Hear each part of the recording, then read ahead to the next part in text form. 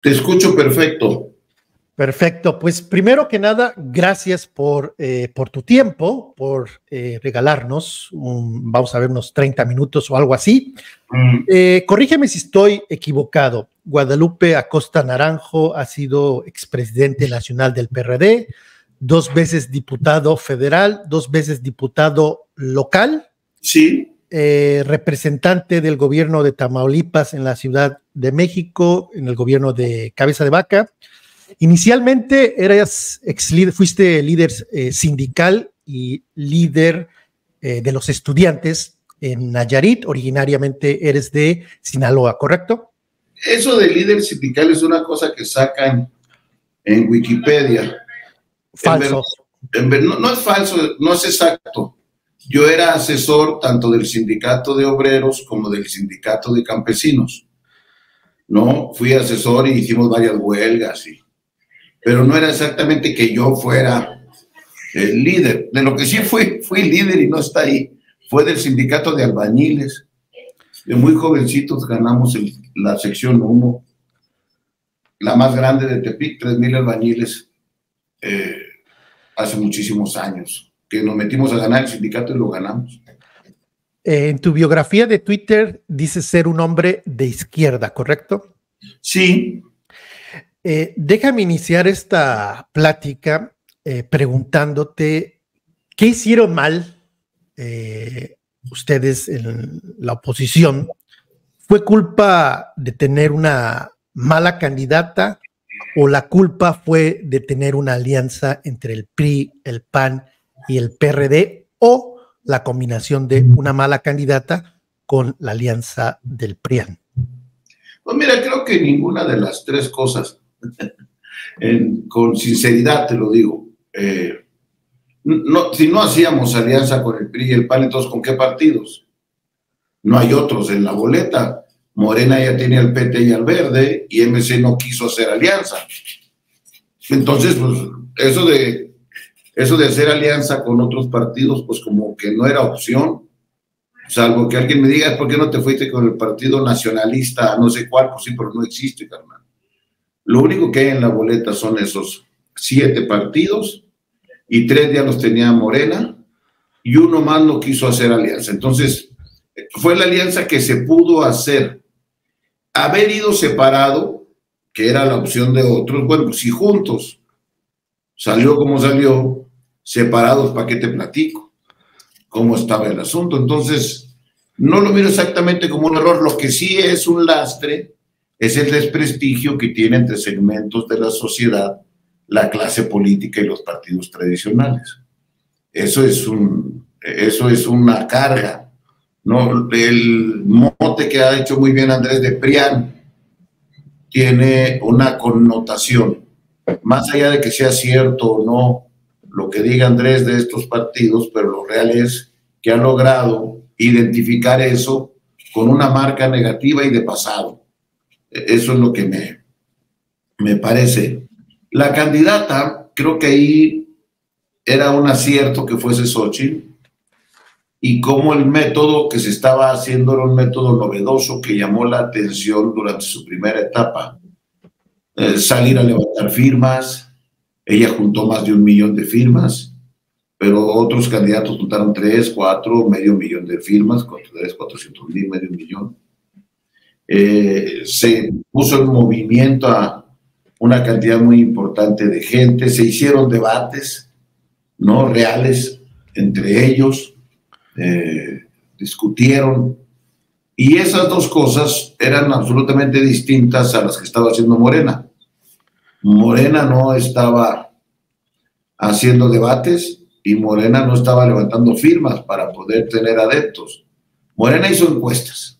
Bueno, también acá se hicieron encuestas para llegar a 2 finalistas que debieron de haber llegado a las urnas según el método que habíamos acordado. Las primeras elecciones primarias que la oposición hacía para elegir candidatura presidencial. Bueno, no se llegó hasta el final. Eso es un error desde mi punto de vista, porque todo el proceso que venía construyéndose para acreditar que la candidatura estaba surgiendo de un proceso donde los ciudadanos iban a decidir, quedó trunco.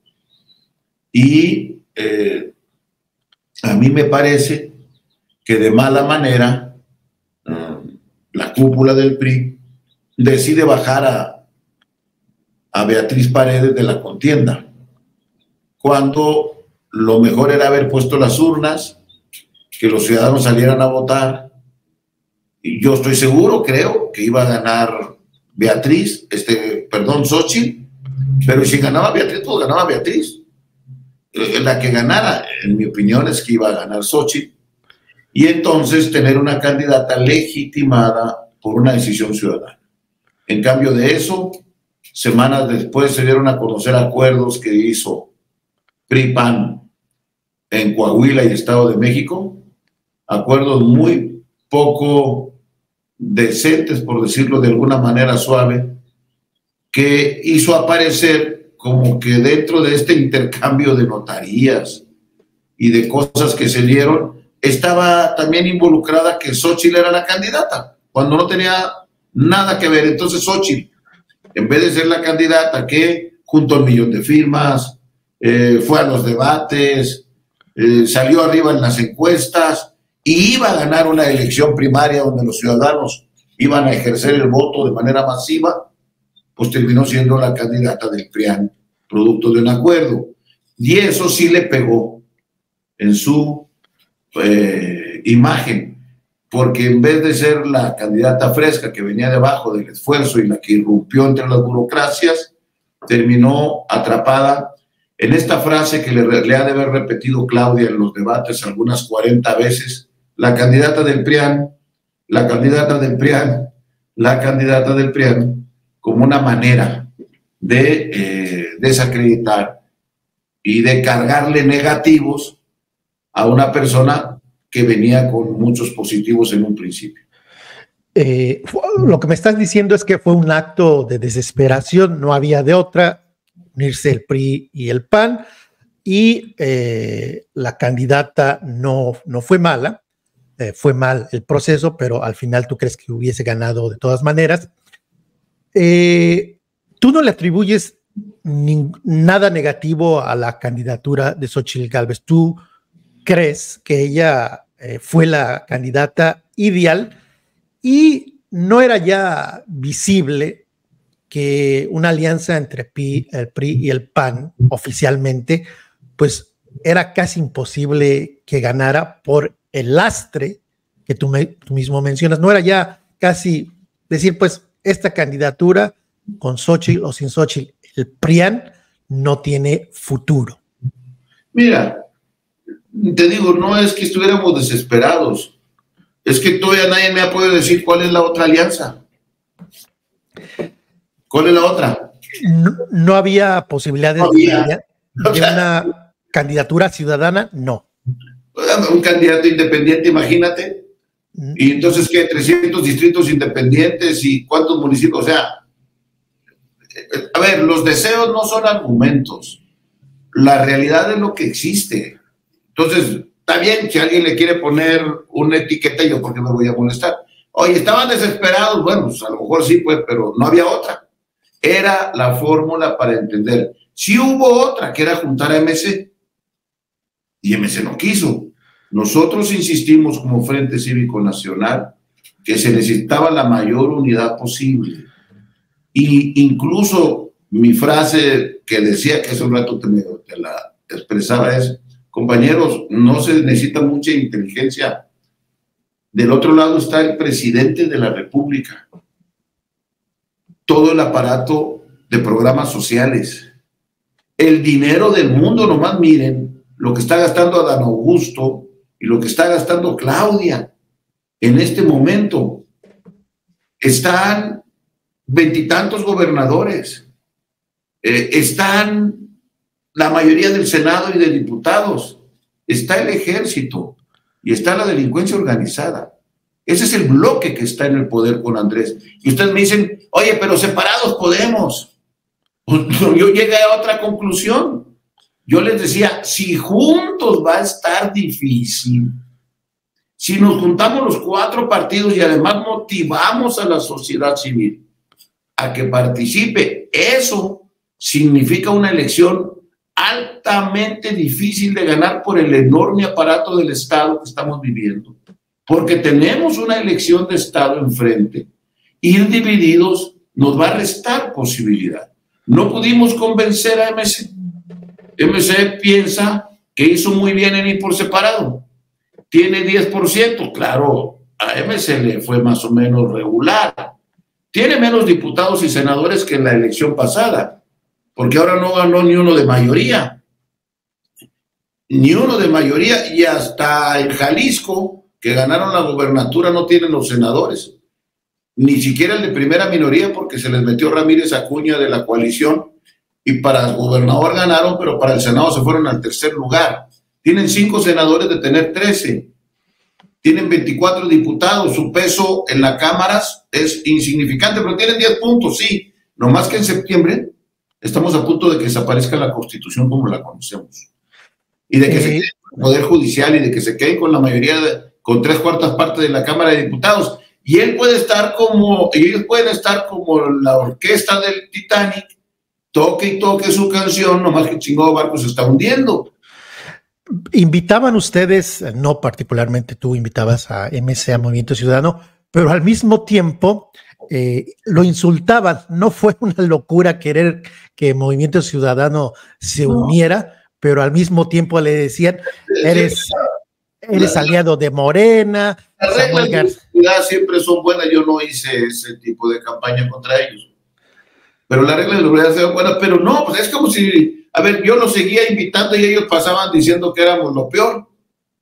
Con el PRI ni a la esquina, con usted ni a la esquina, y también mole, y yo no me puse con la piel tan sensible. Los políticos profesionales no pueden agarrar los dichos públicos como pretextos para esconder decisiones personales y privadas. Eso no tenía que... Lo pudimos haber mandado flores y de todo modo no iba a ir Dante, debe tomar una decisión política. Yo, claro, no recomiendo estar golpeando a quienes quieren que sean tus aliados. Hoy mismo yo me cuido mucho de hacer expresiones difíciles, complicadas contra el PAN y contra el PRI, porque los necesito en el Senado de la República, o necesitamos que PRI-PAN mantengan su unidad en el Senado de la República, porque en este momento no tiene 2/3 Morena en el Senado. Y si no tiene 2/3 en el Senado, tenemos una esperanza de que su intención de asaltar la Corte no pase, y hay que actuar entonces con responsabilidad. Hay gente que quiere que yo me agarre tirando diablos y culebras, pero pues no es el trabajo de uno. Y con todas las diferencias que tengo con Dante, lo necesitamos porque él es el otro partido, y si los 3 se juntan, no habrá reformas a la Constitución que son muy lesivas. Pero el hecho de que algunos compañeros le hayan dicho cosas, bueno, si eso fuese el asunto, jamás nos hubiéramos juntado con el PRI. Nadie ha sido un partido tan atacado por el PAN, por el PRD y por los otros de manera independiente que el PRI. Hay que hacer trabajo profesional, no hay que salir con esas cosas. Ya dio todo lo que tenía que dar la alianza del PAN-PRI-PRD, que tú me corregirás, que oficialmente, creo yo, nació, no en esta pasada elección, sino nació en el 2012, déjame recordarte este momento histórico, nació en el diciembre, no recuerdo, por ahí tú tendrás mejor la fecha, diciembre de 2012, luego de que Peña Nieto llegó al poder. Aquí oficialmente nació la alianza PRIAN-PRD. Y tú recordarás bien el Pacto por México.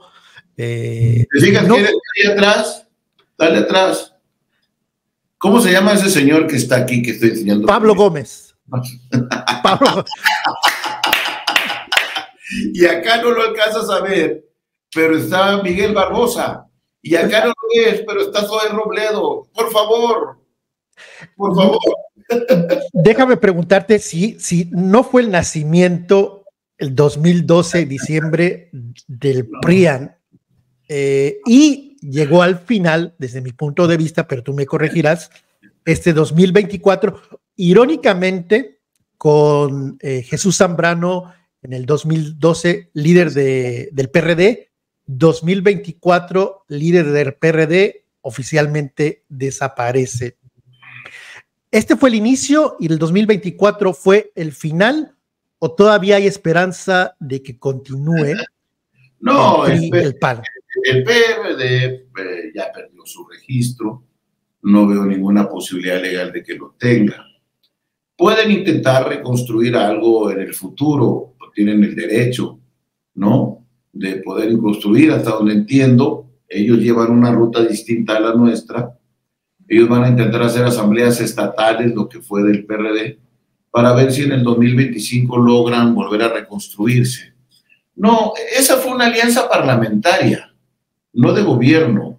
No había nadie en el comité ejecutivo ni del PRI, ni del PAN, ni del PRD, sino fue una alianza parlamentaria. Por cierto, de las 8 reformas que hicimos, solamente una se ha modificado en un pequeñísimo párrafo que era el tema de educación, donde se quita la palabra permanencia, que algunos nos opusimos que estuviera desde aquel tiempo, porque ponía en riesgo la estabilidad laboral de los maestros, de los trabajadores de la educación.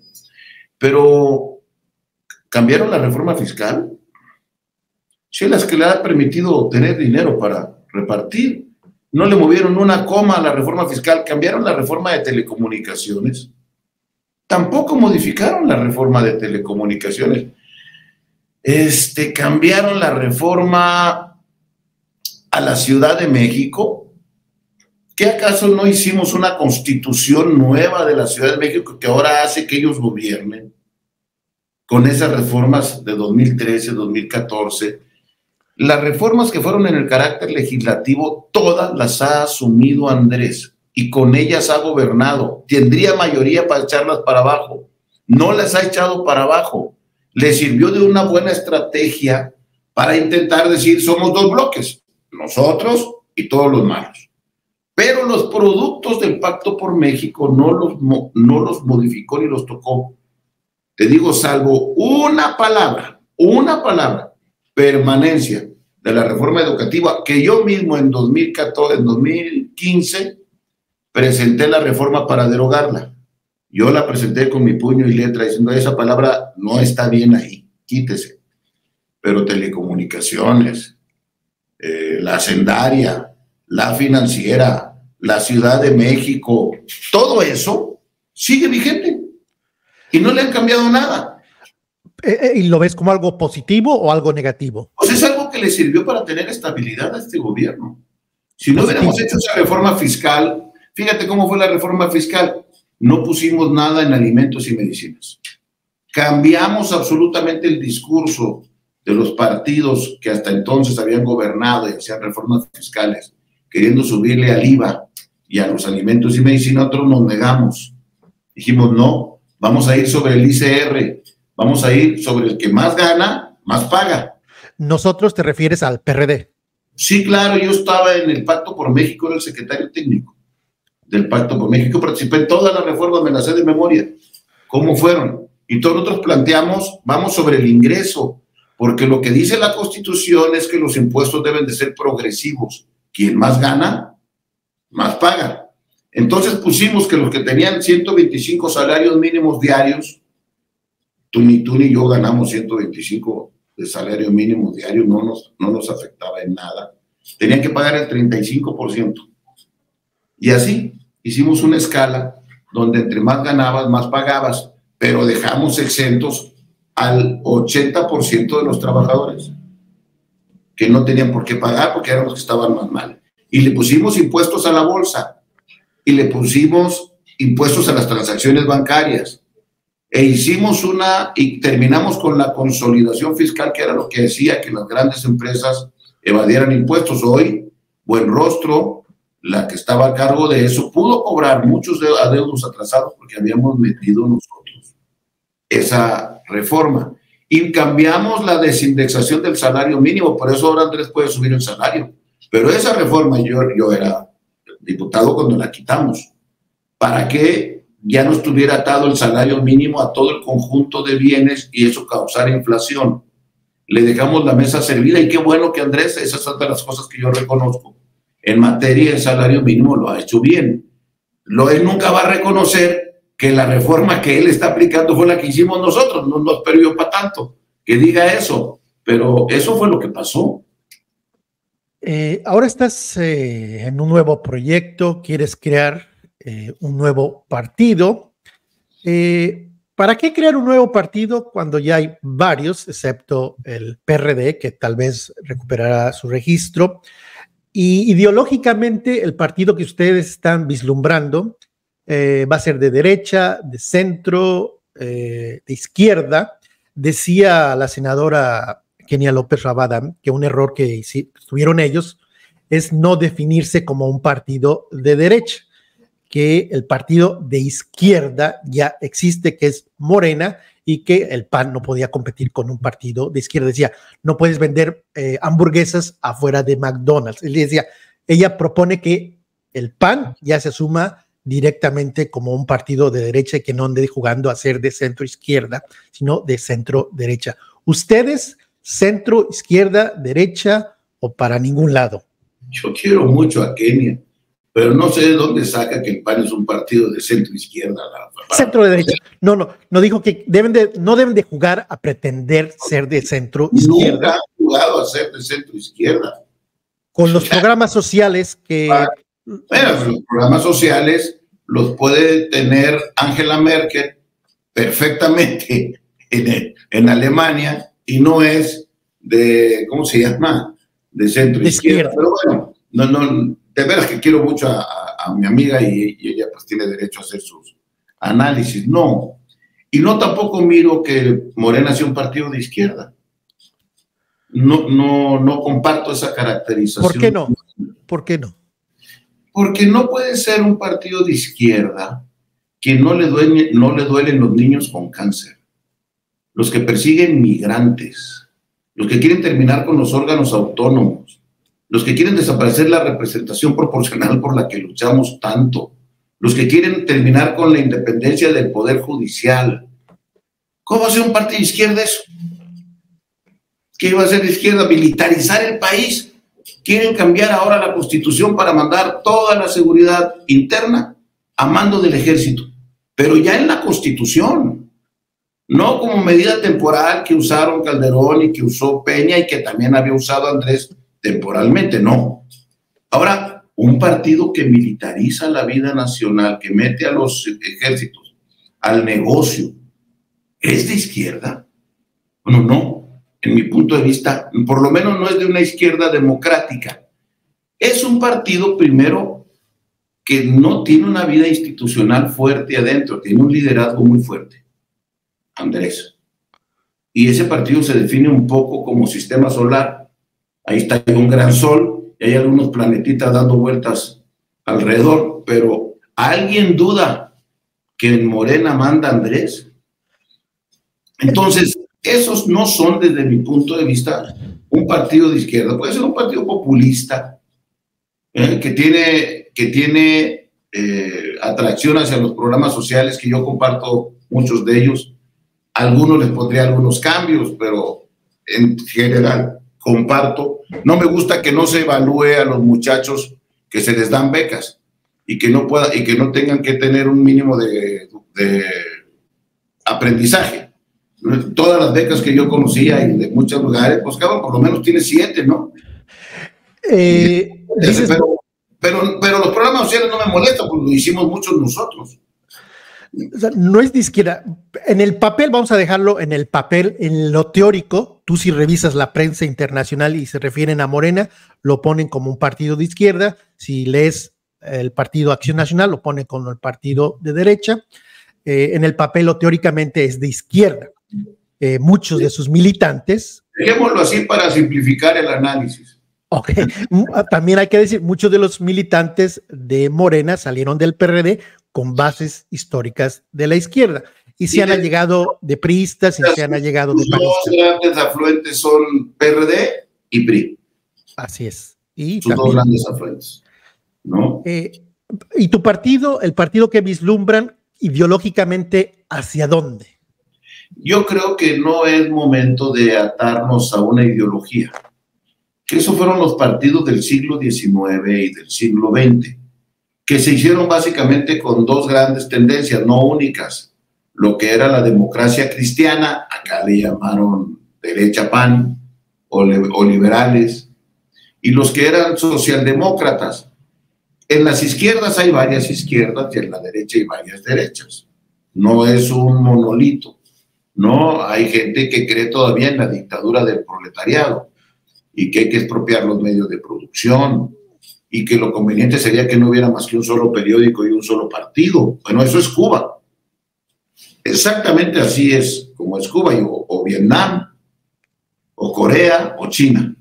Esa es una determinada izquierda. Hay otros partidos que son socialdemócratas y que creen que puede coexistir la justicia social, la consecución de un estado de bienestar, con la libertad de empresa. Esa es otra manera.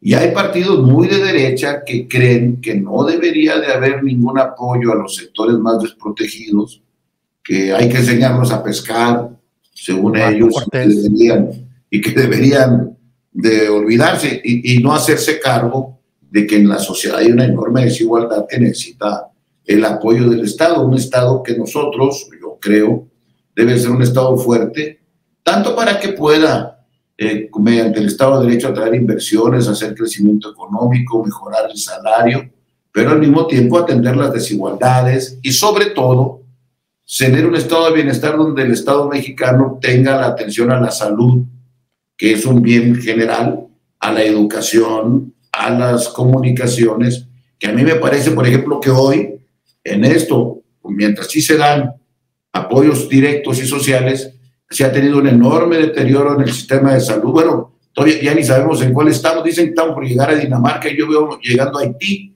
a donde andamos nosotros. O sea, eso sí es parte de un partido de izquierda, de tener los grandes programas sociales de pensiones, de salud pública, de educación, de comunicación y movilidad, de vivienda, que debería tener un Estado fuerte que protege a sectores sociales. Bueno, yo creo que hoy hay que definirnos más por causas que por ideologías y hay que anclarnos alrededor de estas causas con políticas públicas fuertes, poderosas. A mí sí, yo sí creo en un Estado que tenga la capacidad para poder intervenir. Por ejemplo, yo creo en una reforma fiscal. No veo a una izquierda en ningún lugar del mundo, salvo estos que te he dicho, que no hagan una reforma fiscal fuerte para que el Estado tenga más ingresos y pueda seguir prestando servicios, y los servicios básicos y de calidad. Entonces yo sí creo en una reforma fiscal, yo sí creo en el libre mercado, pero en lo que no creo bajo ninguna circunstancia es que por tener programas sociales hay que sacrificar democracia y libertad.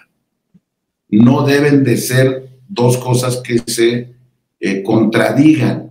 Y tú lo sabes, yo tengo muchísimos amigos en Cuba, tengo muchos amigos en Nicaragua, y esa es mi principal discusión con ellos. No puede ser que haya un solo partido en Cuba, uno solo, y la oposición no tenga ni uno. Y dicen, no, pero es que esto es porque tenemos que mantener la unidad de la revolución y no. Yo no creo que eso se contraponga con el ejercicio de las libertades y de la democracia. Por lo pronto, no se definen ideológicamente lo que me estás diciendo. No, vamos a irnos por causas. Por causas. Tú en verdad crees, no sé si seas fan del argumento, porque varios de tus compañeros de causa, por ejemplo, tus amigos de Atypical TV, ponen o explican siempre que, bueno, por ahí de los 2021 vamos a ser Venezuela. Estamos a punto de llegar a una dictadura. 2022 ya falta poquito para que seamos Venezuela. El próximo año seremos una dictadura. Escuchamos hoy día Atypical TV y ya prácticamente Andrés Manuel López Obrador terminó y ahora no fuimos dictadura, seremos dictadura con Claudia Sheinbaum. Nos vamos a volver Venezuela. tú sabes bien que este argumento de vamos a hacer Venezuela es desde el 2005 y muchos, no solamente Atypical TV, inclusive líderes del PAN y del PRD, tienen todavía ese argumento de que vamos a hacer Venezuela y que Claudia Sheinbaum se da una dictadura. ¿Tú coincides en ese viejo, gastado argumento? Mira, yo lo que miro es lo que está pasando hoy. En este preciso momento, a ver, amigos, ¿intervino o no intervino el presidente en la elección? Ok, te voy a decir, sí intervino. Dime que no, nomás para saber, pues, o sea, que no, ya. Ok, vamos a suponer que el presidente habló todos los días positivamente de Claudia Sheinbaum y todos los días habló súper mal, requete mal. ¿Y estaba prohibido eso por la Constitución o no? Vamos a suponer que sí, todo esto fue una violación. No es que no vamos a suponer, camarada. Ok. Es el artículo 134 de la Constitución y el artículo 41. 34 está expresamente puesto que el presidente no lo puede hacer y lo hizo. 10, 20, 30 veces. Nosotros la hicimos de jamón, yo la hice de jamón, yo estaba parado a un lado de Andrés cuando dijo cállate chachalaca. Yo estaba parado ahí a un lado. Y en la reforma de 2007 me tocó negociar exactamente que se modificara el 41 y el 134. Yo encabecé la negociación con el PRD. Y lo platiqué con Andrés, camarada. Con Andrés, que había que meter eso. Y también metimos voto por voto y metimos otro montón de cosas. Con él lo platiqué. Entonces nadie me puede decir que el presidente no intervino y que eso no significa una violación de la Constitución. Eso no está bien. Coincido contigo. Hecho muchos errores en el PAN y en el PRD y en el PRI, y la explicación del resultado no basta con la sola actuación de Andrés. Pero lo que no puedo hacer es esconder debajo de la alfombra que este presidente es el presidente que más ha sido sancionado, por cierto, por unos órganos medios débiles actualmente del tribunal y del INE, pero lo tienen sancionado cerca de 50 veces por haberlo hecho. Es un violador contumaz y sistemático de la Constitución. Bueno, eso está mal. ¿Tú crees? Déjame preguntarte rápidamente, si no se hubiera metido Andrés Manuel López Obrador, si hubiese jamás mencionado a Xóchitl Gálvez y jamás hubiese apoyado a Claudia Sheinbaum, ¿el resultado hubiese variado significativamente? No sé qué tamaño sería eso. O sea, no sé qué tamaño, porque los procesos sociales no se repiten como en un laboratorio, donde tú digas, mira, no pasó así, entonces ahora le vamos a hacer PS, y como que si se repitiera un proceso social. O sea, la lógica de todo vaya a caer en el ámbito de la especulación, tanto como decir, oye, claro que hubiera cambiado mucho, o de decir, no hubiera cambiado nada, tanto uno como otro ya estamos especulando. Lo que sí podemos analizar es lo que pasó, no lo que no pasó, ¿verdad? Como método de análisis.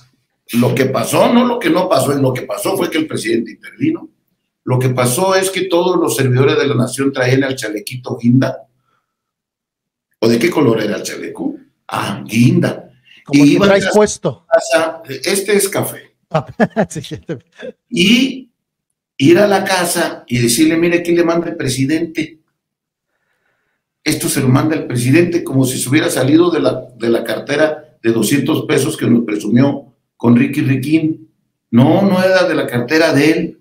Son programas que están en la Constitución, que el PRD votó a favor de que estuvieran en la Constitución. Y los diputados del PAN votaron en contra. Pero el PRD votó a favor, porque lo habíamos votado, lo habíamos puesto antes que él fuera personaje público en el PRD, ya el PRD ya tenía sus programas en distintos lugares, porque nosotros sí creemos en que el Estado debe de intervenir para, con los sectores más desprotegidos, tratar de ayudarlos. Pues, ¿cómo no vamos a creer en eso? Claro que lo creemos, lo hicimos antes que él. Cuando él le hacía himnos al PRI, nosotros andamos haciendo otras cosas. Entonces, no, lo que no se puede es que usen los programas sociales, utilices todo el poder de la presidencia de la República no hagas caso a la autoridad electoral cuando te llama la atención y hay ese despilfarro. Oye, ¿alguien no vio lo que gastó Adán Augusto en su campaña interna? ¿Y de dónde salió si no eran prerrogativas del partido? ¿De dónde? No hay más que 2 lugares o de empresarios, uno de ellos cayó en una avioneta rumbo a Tabasco por desgracia, o de la delincuencia organizada. Esas cosas no deben de ser, pero ya pasó, ya está bien. Con todo eso que hicieron, sacaron para diputados 55%, 54.7% para diputados. Antes de ir a ese tema, respóndeme a la pregunta de somos Venezuela, seremos dictadura, ya falta poquitito a partir del 1 de octubre, ahora sí vamos a ser marxistas, porque así, y pareciera que digo tonterías, pero tú conoces bien a los de Atypical TV, a la Raki, Carlos Alarraqui, dice que van a ser marxistas, Manuel Bartlett. No, Claudia Sheinbaum. No va a ser marxista, Manuel. A ver, Alejandro Murat. Claudia Sheinbaum. Erubiel Ávila, marxistas. Pues habrán nacido en marzo. Ser marxistas, o sea, ¿por qué? Entonces sí, tus amigos de Atypical TV, pues le toman el pelo hacia audiencia, porque es una locura decir que vamos a hacer una dictadura, que vamos a ser Venezuela, que estamos a punto. Nadie le toma el pelo a nadie, pues es como si Andrés, ¿no? Dice todo lo que dicen las mañaneras. Pero tú personalmente... Así con ese sentimiento. Si Andrés no anduviera interviniendo en la elección, él puede decir lo que le dé su gana en la mañanera. Tú en lo personal... No intervenido en la elección. Y mira, una diferencia. Tú eres un comunicador y ciudadano. Y tienes derechos y puedes hacer todo lo que no te tiene prohibido la Constitución. Y un funcionario, un presidente de la República, la figura más importante del país, tiene derechos, pero no puede hacer nada que la Constitución no se lo permita. Medir esas 2 cosas es un error en contra de tu propio gremio. Esas cosas no son así. Las autoridades tienen límites constitucionales. Los ciudadanos tienen tope en sus derechos. No puedes hacer delitos, no puedes matar a una persona, no te puedes robar a alguien en la esquina. Eso está prohibido. Pero que tú ejerzas tu libertad como la estás haciendo ahorita y los otros, pues también. Ese es el ejercicio de los derechos. No más que el presidente se compara y se le olvida que es la principal autoridad y se compara con cualquier ciudadano. Y nuestro sistema constitucional está regulado de manera distinta a los dos. Ahora mira, ¿qué sí es muy peligroso que hagan? Que quieran quedarse con la corte como lo quieren hacer. El futurismo. Antes de ir con el futurismo... No, ¿qué futurismo? Si ya está presentada la iniciativa el 5 de febrero, ¿cuál futurismo? El 5 de febrero el presidente mandó con su nombre y firma a la Cámara de Diputados un paquete que él llama Plan C y que son 20 iniciativas donde está pidiendo hacer todo eso que estamos diciendo ahora en la opinión pública. ¿Cuál futurismo? Ok, antes de ir con la sobrerepresentación o la distribución, creo que es lo correcto, distribución de los diputados plurinominales y senadores plurinominales, ustedes dicen y afirman que López Obrador se metió desde la mañanera, todo el poder del Estado. No, hay una precisión, no lo digo yo. La oposición. No, lo dice el INE y el Tribunal Electoral. Y son las autoridades electorales, ¿eh? Y afectó, no recuerdo lo que ha dicho lo último del tribunal, afectó en la elección. ¿Cuál fue el veredicto? ¿Cómo que sí afectó? Pues claro que afecta la intervención. No, pero legalmente el tribunal ya declaró que... Todavía no califica la elección. Todavía no, ok. Está resolviendo distintos recursos. Todo eso que ustedes me han dicho, todo lo que me han dicho de que el presidente metió el Estado, las mañaneras, pero ustedes en la oposición contaron con todo el apoyo de los medios de comunicación privados. Disculpa mi sonrisa tan sincera. El adversario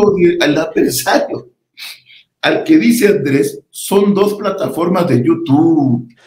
YouTube, una de Latinos, otra de Alarraqui. No. Hablo de los medios tradicionales, hablo de Radio Fórmula, hablo de TV Azteca. Televisa, no, a ver, es que el tamaño de los medios cuentan. El 70% de la televisión abierta y de cable de este país, el 70% lo tiene Azcárraga. Y está en el cuarto de a un lado con el presidente porque él lo anunció. Está en el cuarto de a un lado. Es de sus consejeros. El 70% de la televisión, por favor. Luego, toda la televisión pública. Toda. Oye, los moneros. Todos. La audiencia es muy mínima de la televisión pública. ¿La de la televisión pública? Es muy mínima. ¿Y la de la televisión privada? ¿Televisa? Es mayor. Es mayor. Pues es el 70% de la audiencia nacional. Pero a lo que voy, si tú... Y se quejan de una paginita de YouTube de Alarraqui que tiene 1 millón de seguidores y lo comparan. Es que estas cosas, bueno, está bien. Yo no comparo, déjame terminar mi exposición. Hablo de los periódicos nacionales, Reforma, El Financiero, El Universal, Milenio, El Heraldo, si quieres considerarlo, y La Jornada. De esos 6 medios impresos, con medios digitales, 5 muy a favor de su causa. Si tú revisas en este momento El Universal, El Financiero, Milenio, El Heraldo, la mayoría de los columnistas están a favor de su causa. Si tú prendes en este momento la radio privada, ¿quién está ahorita? Está López Dóriga, a favor de ustedes. Si está W Radio, Loret, es decir, todos los medios privados, y es lo que ustedes nunca han aceptado, tenían su respaldo, no iban mancos para lo que voy. Haces la pequeña visión de lo que te comencé diciendo. Televisa es el 70%. Ya están los ratings, ya están las mediciones públicas. El 70%. Luego comenzamos a leer el otro 30%, si quieres. TV Azteca. Sí. Los medios públicos son el 5%. Sí, muy bien, 70 más 5 ya son 75, ya tiene 3/4 partes. De ahí para allá comenzamos a platicar lo que quieras sobre el otro 25%. Por cierto, yo abría el periódico de Reforma en el sexenio pasado y eran unas madrizas a Peña. Madrizas a Peña. O sea, los periódicos hacen periodismo y por lo regular critican al poder que está en turno. No son periódicos militantes. Bueno, para eso es regeneración. Bueno, para que hagan periódico militante. Los periódicos lo mismo hacían con Peña y lo mismo hacían con Calderón, porque ese es su trabajo. Perdón, el Universal criticando a Peña. Puta, cada rato. No, hombre. Bueno, no voy a discutir. Todos estábamos, tú estarás de acuerdo que los medios pusieron a Peña Nieto. Fue el duopolio. Televisa. Y TV Azteca. Televisa le inventó a esta compañera y le hizo una novela y La Paloma. Pues es Televisa, esa que está con Andrés. ¿Sabes cómo le está pagando a Televisa, Andrés? Televisa compró ICA y es la principal depositaria de los contratos de Dos Bocas. A ver, vamos poniéndonos serios, hermanos. O sea, de acuerdo, según tú lo que me estás diciendo, Televisa apoya a la 4T. Pero pues sí, pero ¿de qué no se nota la entrevista que le hicieron a Xochitl y la que le hicieron a Claudia? O sea, bajo esas dos entrevistas. Y muchas cosas más. ¿TV Azteca? De verdad, no. TV Azteca comenzó en una luna de miel y cuando le comenzaron a cobrar impuestos, eso tiró para el monte. Ahí sí coincidimos. Sí, claro. Le cobraron impuestos, tiró para el monte. ¿Qué hago yo contra eso? Pero TV Azteca es el otro 25%, porque aquí hay un duopolio. Y Televisa 70, TV Azteca 25, medios públicos 5. Y las radios. Te digo que nosotros hicimos la reforma de telecomunicaciones 2013 y esta no la movió Andrés. No la movió. Ahí sigue. Los perversísimos acuerdos que se hicieron son con los que gobiernan. Nada más para que la audiencia le quede claro que el Universal, Milenio, El Heraldo, ¿cuál otro periódico de circulación nacional? Se me va, Excelsior. Yo no me meto con los periódicos. No, a lo que voy es,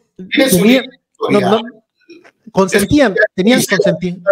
Tu línea editorial, como que sería un abuso. Tenían consentidos. Derecho a tener editorial, pues como que. Yo no tengo problema en que el Universal y todos esos periódicos tengan una línea a favor o en contra. Para mí no hay, para mí lo que me preocupa es que nunca la asuman. De expresión exactamente, pero es que no se asumen como lo que son. Es que los de la jornada quieren ser el Granma y no tener otro más. Son el Granma y no tienen otro más. Pues no, hay otros periódicos. Y tienen derecho a tener otro tipo de línea. Por cierto, la jornada, ¿cuánto le han dado? Le han dado 700 millones. No manches, no. Seguramente por su tiraje. No. El enorme, o porque es comadre. Aquí te doy los datos.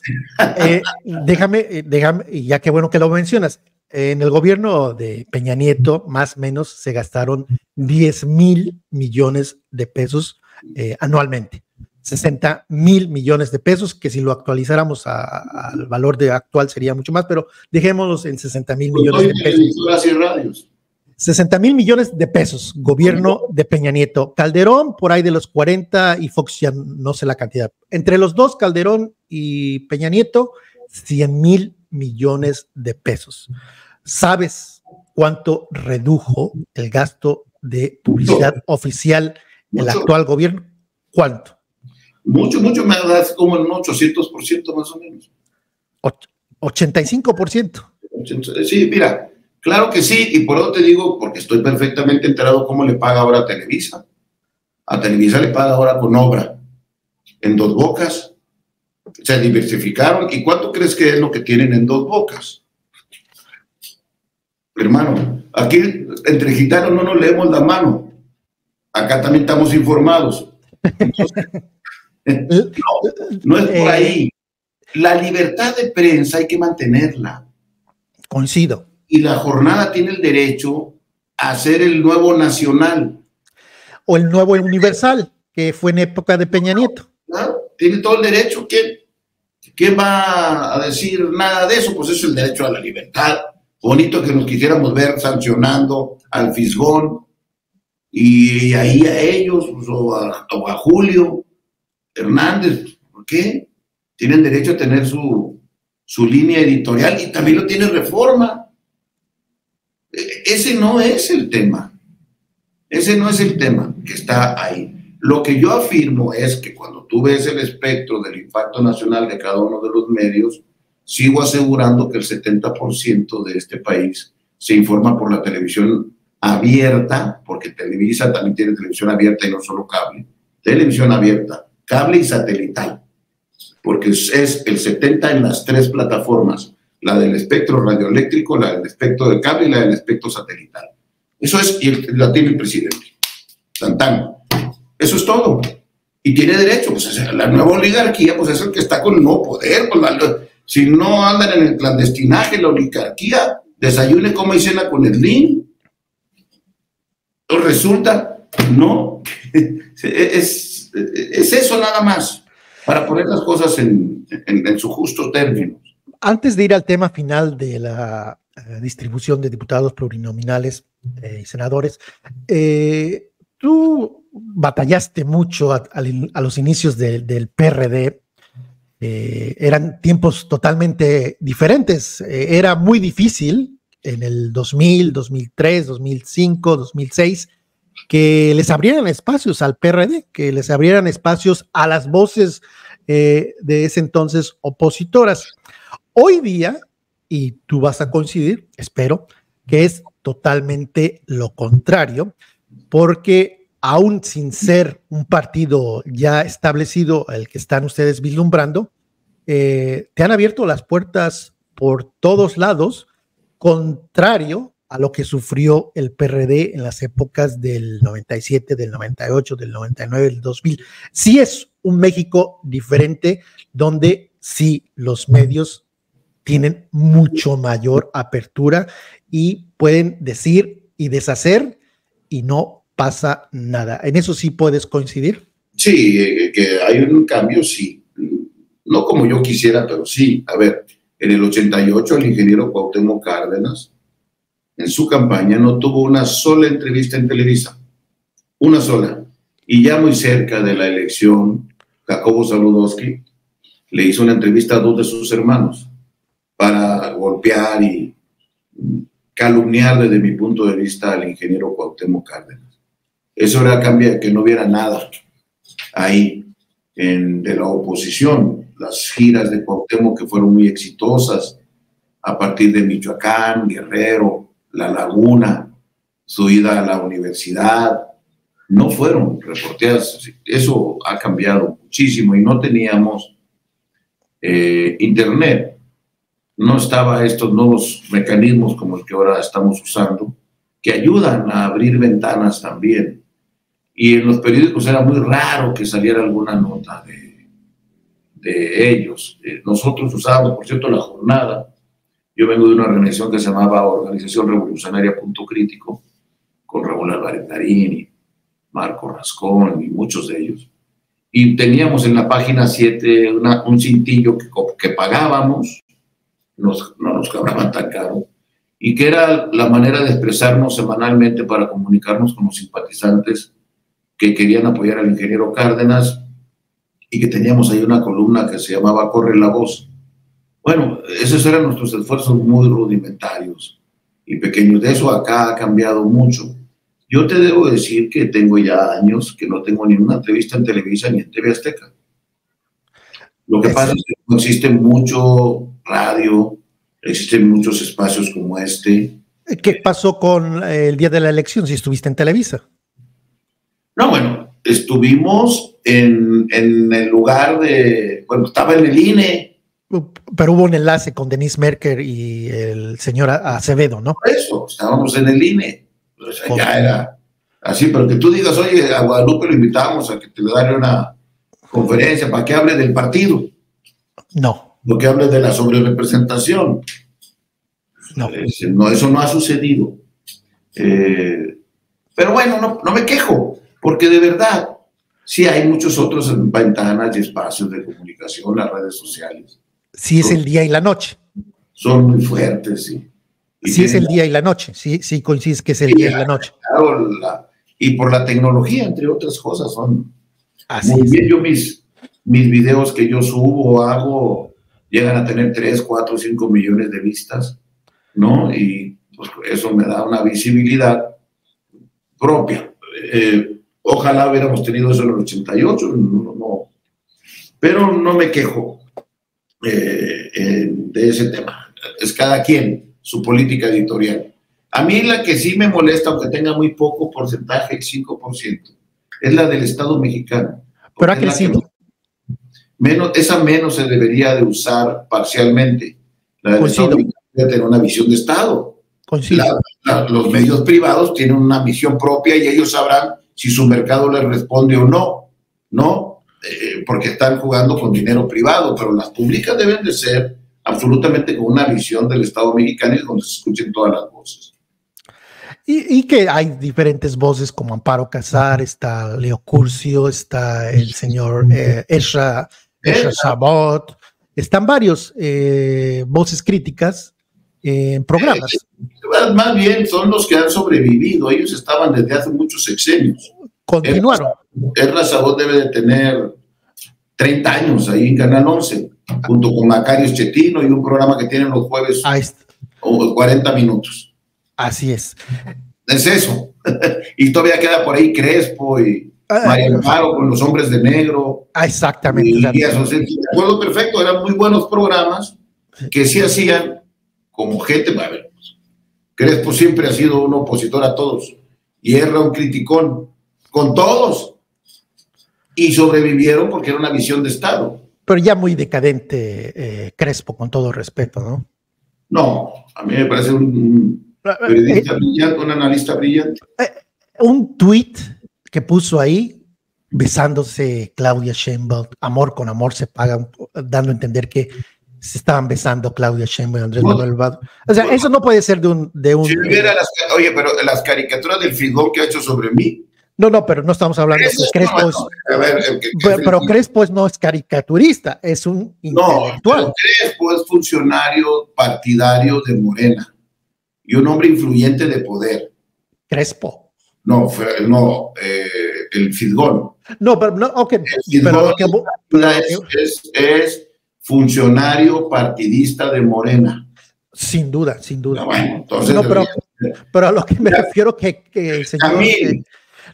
sí, tienes solo, pero a lo que me refiero, Crespo no es un caricaturista o sea, Crespo no es un analista privado. Exactamente. No cobra en ningún lugar del gobierno. Y que viene en decadencia con ese tuit que te menciono, donde no puede tomarse a alguien en serio. Te digo que si esos tweets son así, entonces miro lo que ponen los del gobierno y dices, en la madre. En la madre. Pues sí, nada más que estos son del gobierno y el otro no. Como, dame un ejemplo. Ya te dije, Villamil, Genaro, es el primero. Y se la pasa utilizando sus redes, que son las oficiales, para golpear a los adversarios. Oye, tú eres el responsable de la televisión pública del Estado, hermano. Aparte que fuimos cuates y nos conocimos cuando dimos las batallas y ahora totalmente él sostiene que desde el Estado se puede hacer una política, ¿verdad?, de agresión a otros medios de comunicación, que es una vergüenza. Es una vergüenza que eso sea así, pero eso pasa, pues ni modo. No es imparcial, Villamil, me estás diciendo. Pues debería, ¿no? Debería, también coincido contigo en eso. Sí. Ahora, para finalizar el tema de la representación y el fin del mundo o el fin de México que casi se acerca, ustedes la oposición, han estado criticando y esbozando que Morena va a estar sobrerepresentado y inclusive están llamando o han querido invitar a gente a que se sume a su movimiento de protestar para que Morena no sea sobre representado. La pregunta no, porque no soy experto en el tema de sobre representación, pero la pregunta que quiero hacerte es, ¿no es muy hipócrita y muy tardado por parte de ustedes decir sobre representación de Morena, pegan el grito en el cielo, pero en el 2012, en la elección hubo sobre representación? Te doy los datos. El PRI en el 2012 en el Congreso, en el Senado obtuvo el 31.37% de los votos y en la Cámara Alta terminó con el 40%, es decir, 7.65%. Del Senado, ¿verdad? Del Senado, nada más del Senado. Y en la Cámara de Diputados, en la Cámara de Diputados, el PRI en diputados obtuvo el 31.3%, 213 diputados, luego se pasó uno del Verde, 214, pero terminó representando el 42.6%.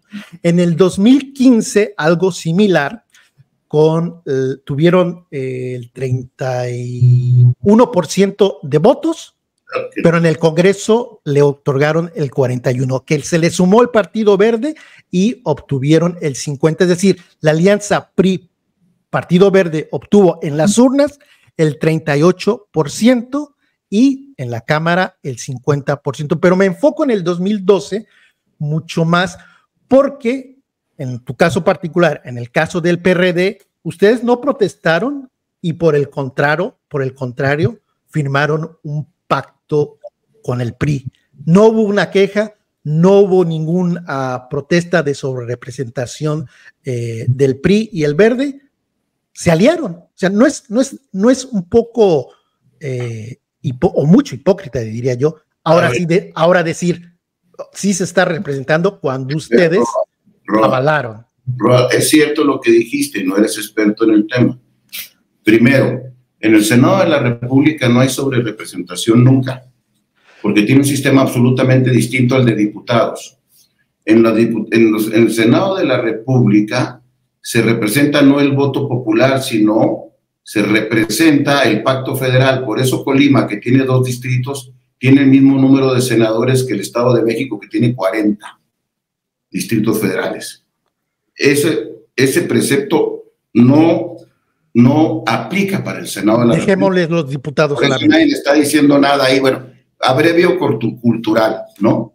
Un abreviaje cultural.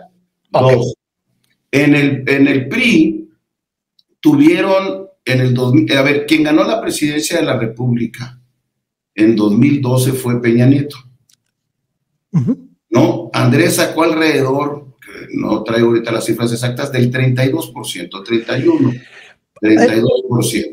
Te doy los datos de diputados, y aquí estoy hablando solamente del Congreso Diputados. Ustedes, PRD, con sus aliados, obtuvieron el 28.36 en esa elección de 2012 y tuvieron una representación menor porque sus diputados representaban en la Cámara de Diputados el 27%, contrario al PRI, que 11.3 sobre representado en esa época del 2012. ¿Por qué no protestaron en esa época? No, claro que protestamos, claro que lo dijimos, porque no era una sobrerepresentación de 20 puntos. O sea que el problema no es la sobrerepresentación. No, sí, porque tienes un límite del 8. Pero aquí el límite es del 8. El PRI 11.3. ¿De diputados? Sí, pero fue junto con el Verde. No. Mira, el PRI y Verde fueron juntos. Mira, te doy los datos. A ver, el Verde que tanto quiere a Morena hoy, ese partido tan honrado como es el Verde que está ahí con ellos, ¿fue con Peña o no? Te doy los datos exactos para que no me va a decir que me lo estoy sacando de la manga. Diputados, votación 31.3, diputados 213, 42.6 más 11.3 sobre representación. Con la Alianza del Verde, 241 diputados tuvieron el 38.94 y la representación en la Cámara 48.2, exactamente 8.26 sobre representados. 8.26. 8.26. El límite era 8. Así es. Y protesté por el punto 26. Por un cuartito de punto protesté. Pero ¿por qué firmaron el pacto a unos días? El punto Verde se movió ilegalmente, me acuerdo perfecto. No, pero a lo que voy es... el 8.26, lo acabas de decir. Exacto. El límite era el 8. Exacto, pero no, pues la protesta fue muy silenciosa porque están los debates en el INE. Pero firmaron el pacto. Eso lo cobraron por un diputado que se movió del otro lado, que no debió de moverse para el Verde. Y de ahí lo recuperaron. Me acuerdo perfecto. La sobrerepresentación que tenía como límite 8 puntos pasó a 8.26. El PRI y el Verde no tuvieron 251 diputados, no tuvieron ni la mayoría simple. Ni la mayoría simple siquiera. Así fue. A lo que voy. 26, ahora quieren tener el 20%. O sea que el problema es que se quieren sobrerepresentar, pero son más gandallas que... Son gandallas, claro. Más que el PRI. Claro, más que el PRI. Pero a ver, más que el Verde no, porque sigue siendo sus aliados el Verde. Más que el PRI. El Verde fue el del problema en el 12, con un diputado, con uno. El Verde fue el problema en el 15 con 7. Los diputados sandías que le llamamos, porque eran verdes por fuera y rojos por dentro. ¿Sabes quién hizo el discurso en 2015 contra los diputados sandías? Pablo Gómez. Era el representante del PRD. ¿Y sabes quién hizo el discurso contra esos 7 diputados de Morena? Horacio Duarte. Ellos dos. Yo agarré esos 2 discursos porque estuve en esa sesión. Y cuando fui en 2018 a dar esa batalla, ahí me encontré a Horacio. Y le digo, Horacio, yo voy a leer un discurso, y leí mi discurso. Este discurso contra la sobrerepresentación que hoy beneficia a Morena es lo que tú dijiste, Horacio, hace 3 años. Lo que tú no vas a poder encontrar es que hace 3 años, en 2015, yo haya dicho una cosa contraria. Yo protesté contra la sobrerepresentación. Ahí está el diario de los debates. Sí, correcto, pero a lo que voy, pero se te olvidó y Isofacto firmaron una alianza. ¿Qué tiene que ver lo otro? No, a lo que voy. A lo que voy. A ver, está bien, pues, si quieres discutir sandías con manzanas, no tengo ningún pinche problema, cada quien escribe lo que quiera. No, a lo que voy que es sobre representación. No, a lo que estoy hablando es una hipocresía, una doble moral, dos estándares, el pegar el grito en el cielo ahora, pero decir absolutamente nada, porque nada significa firmar un pacto. Es como si ustedes ahorita protestan por la sobrerepresentación. Ya te dije quién estuvo firmando el pacto. No. Te hubieras puesto otra foto para que no pongas ahí a tus amigos, porque pusiste a Pablo y pusiste a todos ellos. Es muy tu bronca, carnal. ¿Verdad? Déjame. Mario Delgado, ¿quién crees que votó? El presidente de Morena actualmente votó por la reforma educativa y todas las demás reformas de ese pacto. Hipócrita entonces él. No. A ver, a mí no me van a venir con esos cuentos. Están llenos de gente que aprobó en el pacto todas esas cosas. No pueden echarlas a la basura. Y yo sí protesté por un diputado. Dime cómo chingón no voy a protestar ahora que quieren ponerse el 75%. Yo no he dejado de protestar. Protesté por el 1, protesté por el 7, protesté en el 18 y estoy protestando en el 24. El único que no cambia soy yo. No sé si ustedes cambien. Es muy su bronca. No, a ver, déjame, tal vez no estoy explicándome bien. Probablemente no te estés explicando bien. ¿Y por qué no lo hago con el afán de ofenderte personalmente? No, si no, hablo, nada, no de nada. Cuando hablo de doble... Yo me lo sé de memoria, yo ahí estaba. Cuando hablo de doble moral, de dos estándares, es porque dices, no, yo protesté y ahí está el registro que yo me inconformé. Pero cuando digo, y me refiero al Pacto por México, es que esa protesta, pues no sirvió de mucho porque Isofacto, inmediatamente ustedes, me refiero al PRD, se aliaron con el PRI. Y ahí, déjame... Legislativamente. Tú verías, y aquí la otra pregunta. Legislativamente. Hicimos acuerdos legislativos. Imagínate que ustedes protestan muchísimo en este momento, y lo están haciendo, están protestando muchísimo por la sobrerepresentación, o lo que llaman sobrerepresentación. Imagínate que el 5 de octubre ustedes firmaron un pacto por México con Claudia Sheinbaum. Pues depende de los contenidos. No, pero... Depende de qué proponga. Pues es que no me... A ver, los parlamentos son para hacer acuerdos parlamentarios. No es hipocresía, no es doble moral, no son dos estándares. A ver, Morena votó de 2015 a 2018 muchas de las reformas que tenía Peña Nieto. ¿Votó? ¿Y por qué? Pues porque es el Parlamento. ¿Qué tiene de malo que Morena vote cosas con el PRI cuando el PRI gobernaba? Si ellos estaban de acuerdo y las votaban. Pues ese es el Parlamento. Por Dios. Parlamento no es otra cosa. Y el abuso está no en cómo votas en la Cámara de Diputados y del Senado, porque ahorita mismo están saliendo spot del Congreso diciendo que el 70% de todas las iniciativas se votaron por unanimidad. Y claro, leyes, presupuestos, una serie de reformas que son benéficas y que todo el mundo avalamos, pues las votas por unanimidad. ¿Cuál es el problema? Ese es el Parlamento. El chiste es cómo se integra el Parlamento. Y la Constitución y nosotros hemos intentado que el Parlamento se integre más contando el voto popular, que sea más cercano al voto popular. Por eso se puso un sistema mixto entre mayorías y DRP, que no son pluris. Los pluris eran de hace como 30 años, se llama representación proporcional. Los pluris desaparecieron hace un chingo. RP. Y entonces, ¿qué dice la Constitución? Que debe de tender el número de porcentaje de votos que te dan los ciudadanos con el número de curules que tengas en la Cámara de Diputados. Porque te repito, el Senado no tiene esta regla. El Senado es otra cosa. Entonces, en la Cámara de Diputados debe de tender a que sí sea.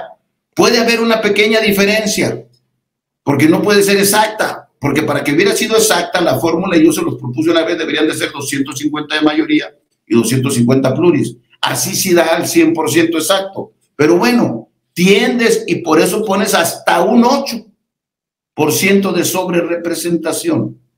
Bueno, eso es lo que estamos exigiendo hoy. La oposición sacó el 42% de los votos para diputados y quieren que se quede con 25%.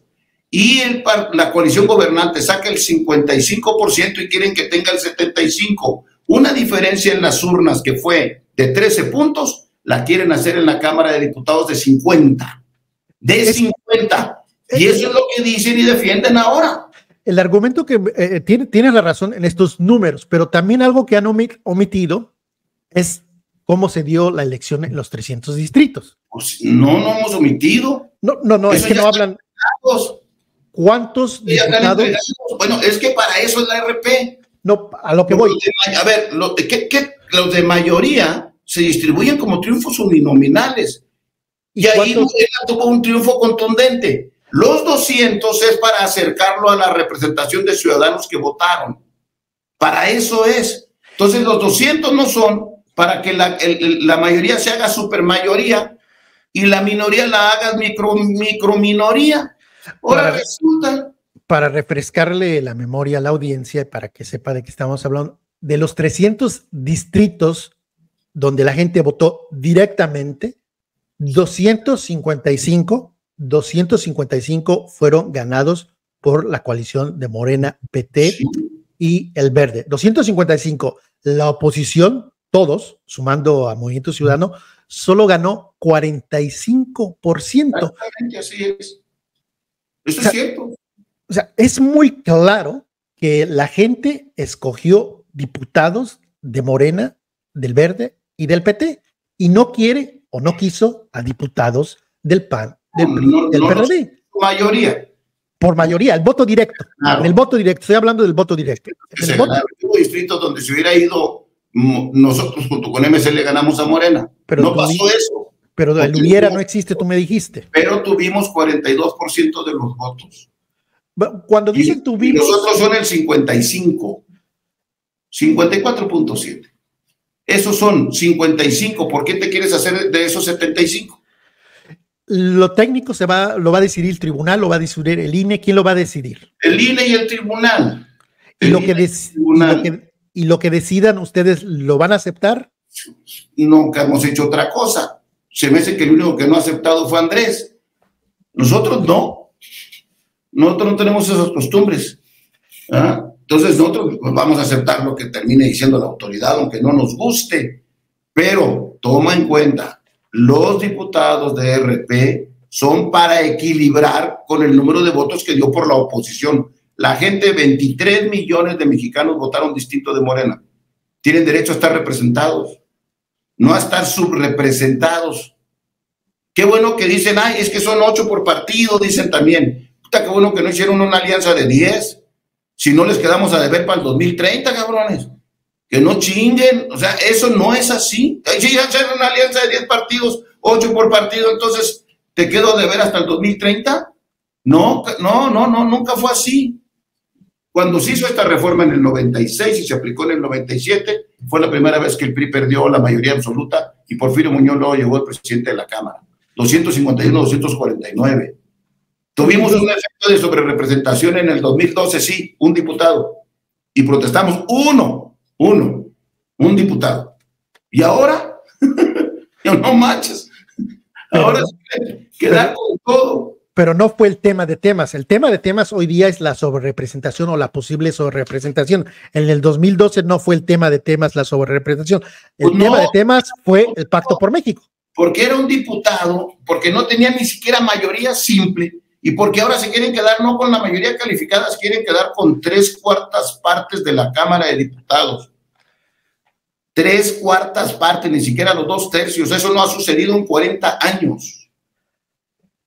Y es una vergüenza que quienes hicimos esas reformas, esas reformas, ahora se hagan que la Virgen les hable y digan, como a mí me conviene,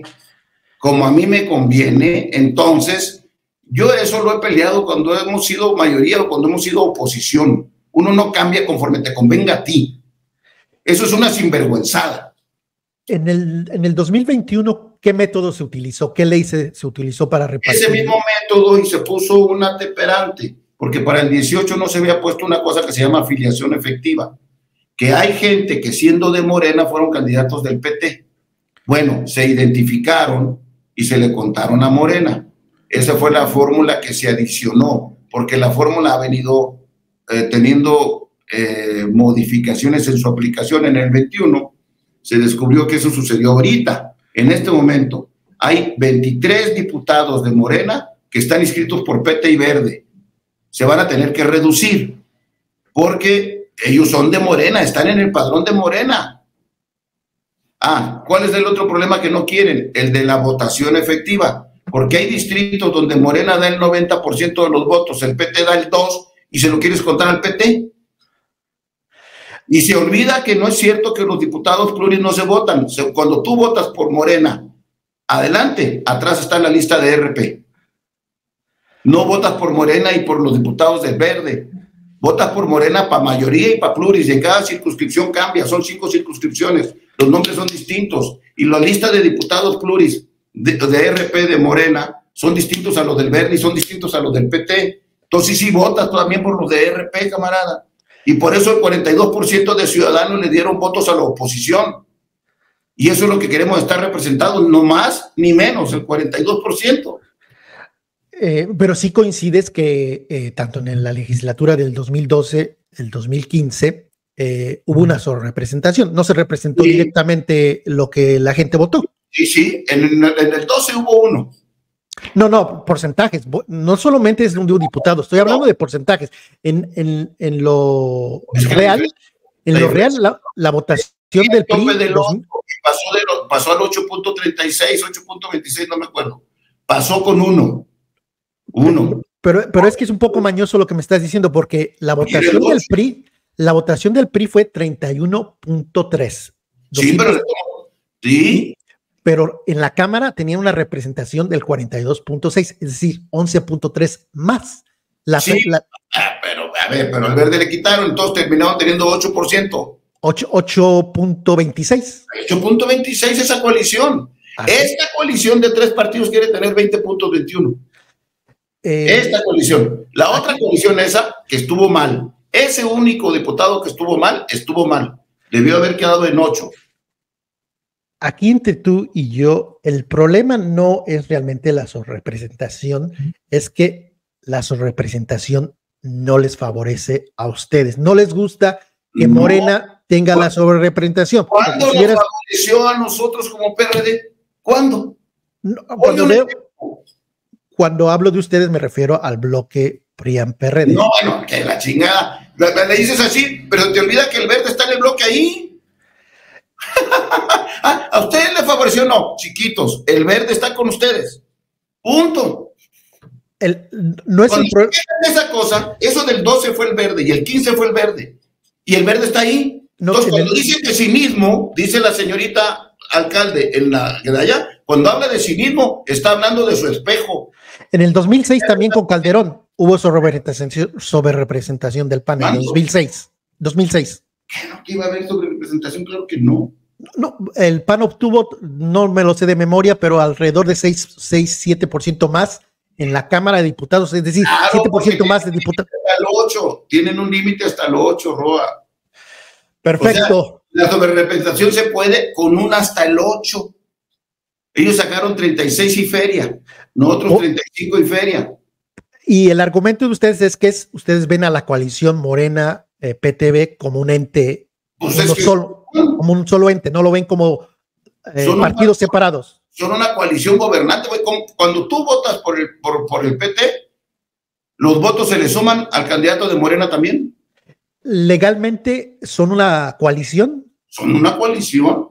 Legalmente registran. Si hubieran querido ir solos, hubieran registrado 200 candidatos solos. Te dan actuación de coalición cuando no registran por lo menos 200 candidatos. Entonces ellos están bajo el régimen de coalición. Bajo esa lógica, ¿el PRI, el PAN y el PRD todavía es una coalición? En este momento sí, mientras no se califique la elección y se dé por definitivamente concluido el proceso. El proceso todavía está en curso en la etapa de tribunales. En este momento no ha desaparecido, por eso mismo el PRD puede ir a la sesión siguiente y hablar, o porque todavía no se termina el proceso. Cuando el proceso se termine y se liquide, adiós PRD. Triste, ¿no? Que se vaya el PRD. Y ya finalmente, la última pregunta, para ya no quitarte, aquí rápido me responde. ¿Qué pasa por tu cabeza cuando históricamente vienes de la izquierda, líder sindical, presidente del PRD,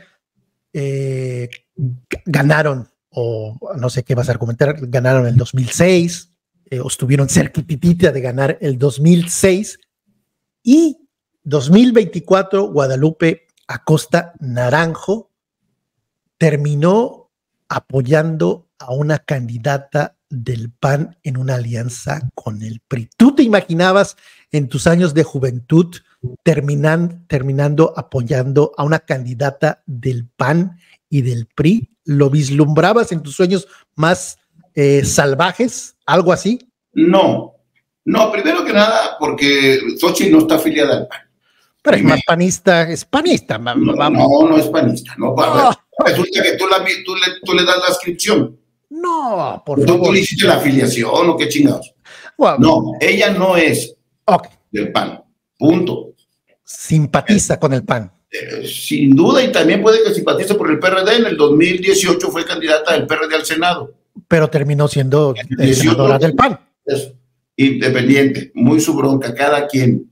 Esas cosas no me preocupan desde que de Morena, el presidente nacional y el jefe de la República le hacía himnos al PRI. Andrés Manuel, cuando yo estaba en la oposición, él le hacía himnos al PRI. Manuel Bartlett tumbó el sistema en el 88, cuando yo estaba con Cárdenas. Cuando yo estaba con Cárdenas, Manuel Bartlett, Murat, y todos esos estuvieron con el tema apoyando a los de la APO y a Ulises Ruiz, cuando nosotros estábamos defendiéndolos a ellos. El niño verde, el verde. Hay muchos innombrables, hay muchos. Entonces, que no me estén chingando con esa moralina de lo que no hacen, esa sí es doble moral. No, pero en lo personal. Se lucha por causas. Y yo sigo en la causa de la representación proporcional, de la democracia, de la independencia de poderes, de que no se persiga a migrantes, de que los niños con cáncer sí duelen, de que las madres víctimas de violencia tienen que ser atendidas, de estar en contra de la militarización. Lo que me daría vergüenza es estar del otro lado. Y gracias, Guadalupe Acosta Naranjo. A ti, hombre, muy amable por la invitación. Gracias, y ojalá y más adelante aceptes debatir, no conmigo, sino con alguien de la 4T. Sería buenísimo. Lo he hecho muchas veces, ahí me agarro a uno que dicen que es el titán de los debates, que se llama Noroña y que sale corriendo cada vez que hablo. No es temor de debatir con nadie de ellos, nomás, pues chingado, también tengo otras cosas que hacer. Por supuesto. ¿Y si era tu amigo? Nunca. ¿Sí dormiste en su casa? No, miente, no quise responderle ese día por Marta Angélica, su esposa. Y no tengo, ni quiero ahorita, porque Marta Angélica es mi amiga personal, con su ex esposa, que era la dueña del lugar donde yo llegué. ¿Pero nunca fuiste cercano a él? ¿Nunca fuiste cercano a él?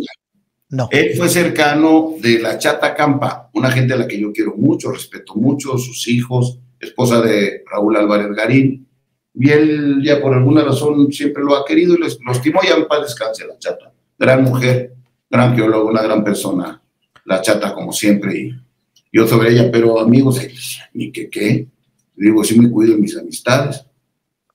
Perfecto. Gracias nuevamente. A ti. Gracias. Ahí está Guadalupe Acosta Naranjo. Gracias por su preferencia.